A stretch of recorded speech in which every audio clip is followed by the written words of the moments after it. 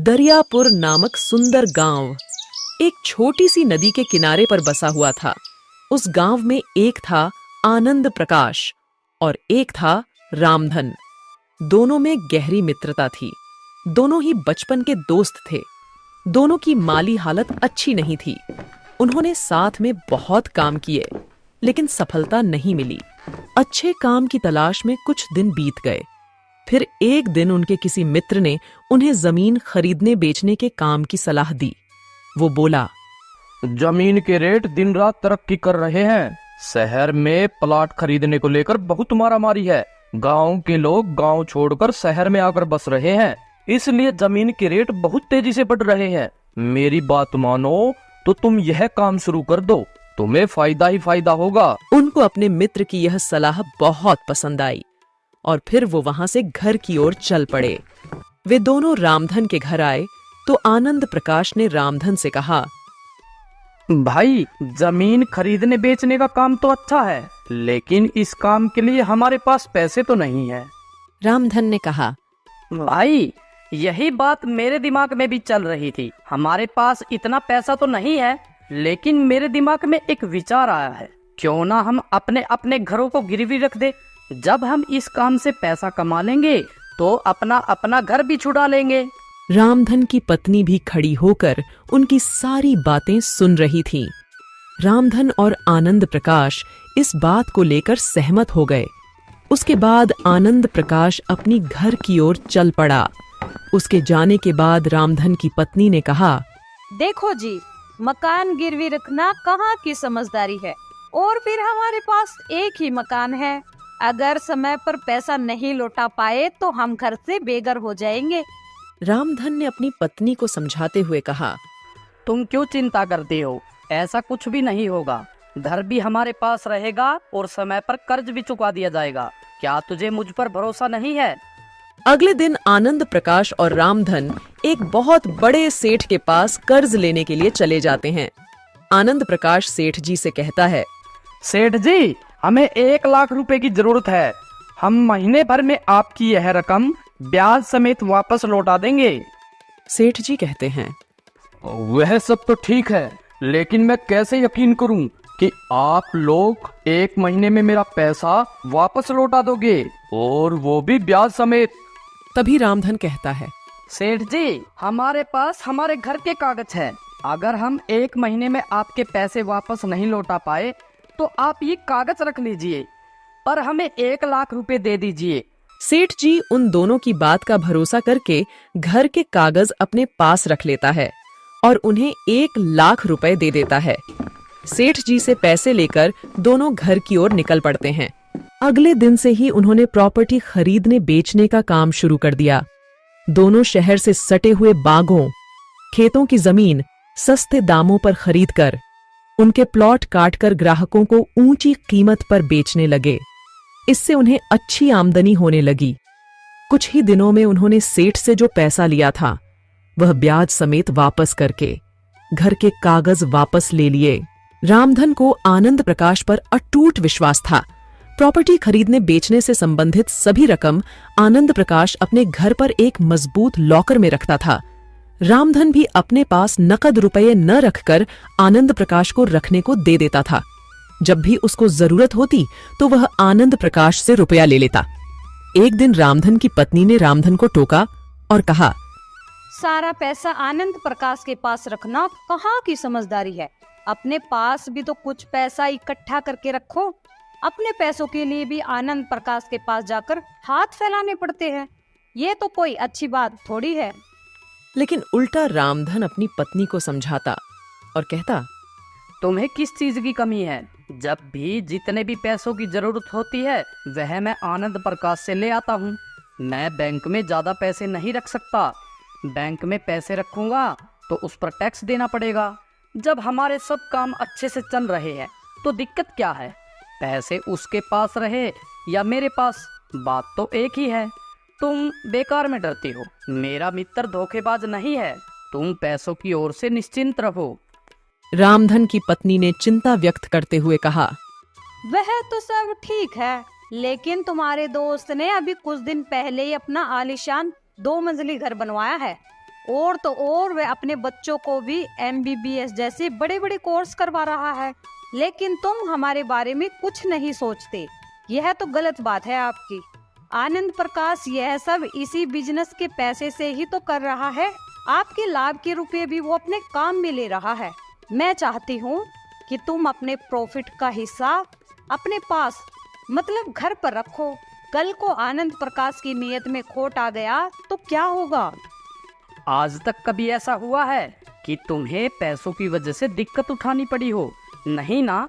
आधी रात को भी वह हमारे लिए तन मन धन से खड़ा है। अरे भाग्यवान, तुम इस बारे में ज्यादा मत सोचो।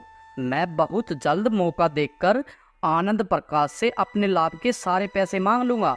अब ठीक है? यह कहकर रामधन ने बात खत्म की।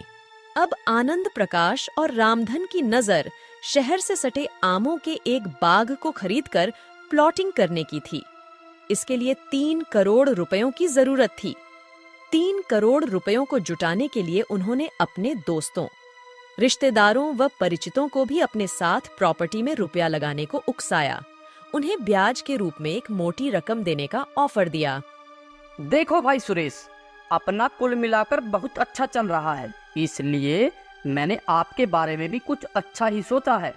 आप मुझे 1 लाख रुपए दो। इसके बदले मैं तुम्हें 1 साल में 30% ब्याज के साथ 1,30,000 रुपए दूंगा। रामधन भाई, मैं कल ही आपके घर 1 लाख रुपए लेकर आता हूँ, लेकिन भाई एक बात का ख्याल रखना, ये रुपए मेरी जिंदगी भर की कमाई है, पर मुझे आप पर अपने से भी ज्यादा भरोसा है। आप जो भी करोगे अच्छा ही करोगे। देखते देखते उन दोनों के पास 2 करोड़ रुपए इकट्ठा हो गए।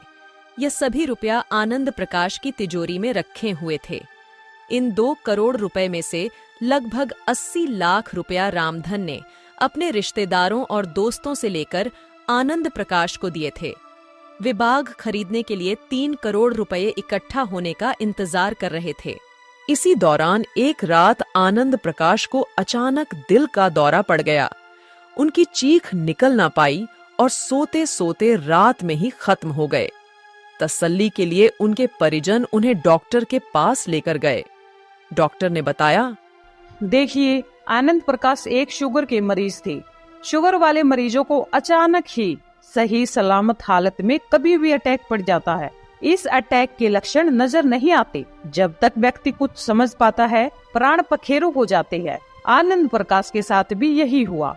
इसलिए शुगर के मरीजों का शुगर कंट्रोल रखना बहुत जरूरी है। आनंद प्रकाश के बेटे सूरज ने फोन करके रामधन को आनंद प्रकाश की मौत की खबर दी। हेलो अंकल जी, मैं सूरज बोल रहा हूँ। हाँ सूरज, बोलो बेटा, कैसे हो? अंकल जी, वो पिताजी अब इस दुनिया में नहीं रहे। क्या? कब? ये कैसे हुआ बेटा? अंकल जी, पिताजी रात को सोए थे, लेकिन सुबह उनकी आंख नहीं खुली। हम सब उन्हें डॉक्टर के पास भी लेकर गए, लेकिन डॉक्टर ने बताया कि उनकी मौत दिल का दौरा पड़ने से हुई है। यह सुनकर रामधन के पैरों के नीचे से जमीन निकल गई। उन्हें तुरंत उन रुपयों का ध्यान आया जो उन्होंने अपने दोस्तों, रिश्तेदारों से निवेश के लिए उधार लिए थे तथा वे रुपए आनंद प्रकाश के पास उनकी तिजोरी में रखवा दिए थे।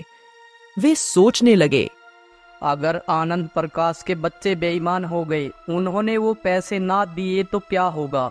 मैं तो सड़क पर आ जाऊंगा। अपना घर जमीन बेचकर भी मैं इतना पैसा नहीं जुटा सकूंगा।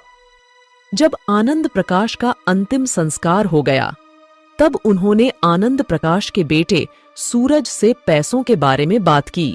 बेटा, तुम्हारे पिताजी ने और मैंने लोगों से ब्याज पर लेकर पैसे इकट्ठे किए थे और वो हमने तुम्हारे घर पर एक तिजोरी में रखवा दिए थे। सूरज ने उन्हें आश्वासन देते हुए कहा, अंकल जी, मुझे इस बारे में पता है। पिताजी ने मुझे इस बारे में बताया था कि आप दोनों एक बाग खरीदकर उसकी प्लॉटिंग करके बेचना चाहते हो। मैं घर जाकर उनकी तिजोरी चेक करता हूँ और फिर आपको बुलाकर वे रुपए दे दूंगा। आप परेशान ना होइए। ये सुनकर रामधन की जान में जान आ गई। 2 दिन बाद सूरज ने फोन करके रामधन को बताया, अंकल जी, मैंने पिताजी की तिजोरी खोलकर देखी थी, लेकिन उसमें पैसे नहीं मिले। पता नहीं पिताजी ने वो पैसे कहाँ रख दिए, किसको दे दिए। मैं नहीं जानता कि आखिर पैसे किधर गए। यह राज तो उनके साथ ही चला गया। जैसे ही पैसों के बारे में मुझे कोई जानकारी मिलेगी, मैं आपको फोन करके बता दूंगा। रामधन समझ गए कि सूरज की नीयत में खोट आ गया है, इसलिए वह रुपए ना लौटाने के लिए बहाने बना रहा है। उन्हें रह रहकर अपनी पत्नी की नसीहत याद आ रही थी। वे सोच रहे थे, काश मैंने अपनी पत्नी की बातों पर अमल करके अपने प्रॉफिट के पैसों को अपने पास रखा होता तो कितना अच्छा होता।